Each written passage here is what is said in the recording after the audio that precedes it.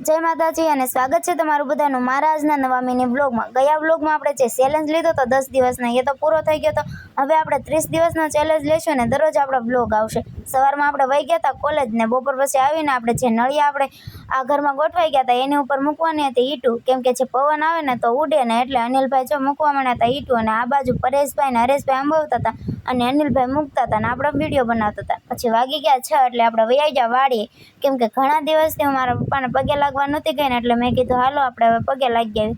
એટલે હું જાતી હતી હાલીને, જો કેમ કે એકલી જતી હતી અને મારા મમ્મીને એ બધા વાડીએ વહી ગયા હતા એટલે આપણે એકલું જ હાલીને વાડીએ જવાનું હતું। પછી પોગી ગયા વાડીએ અને જો શ્રીફળને એવું વધેરી વાળ્યું અને કરી લીધા મારા પપ્પાના દર્શનને।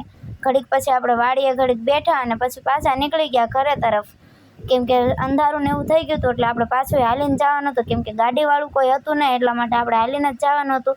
અને પૂગી ગયા પછી આપણે ઘરે ને પી લીધું હેલ। કોણ કોને પીવે છે કોમેન્ટમાં કરી દેજો। અને પછી આવી ગયા જયલામાં માળા દેવા, જોઈ લો। અને તમને અમારા બ્લોગ ગમતા હોય તો લાઈક શેર સબસ્ક્રાઈબ કરતા જજો। Bye bye.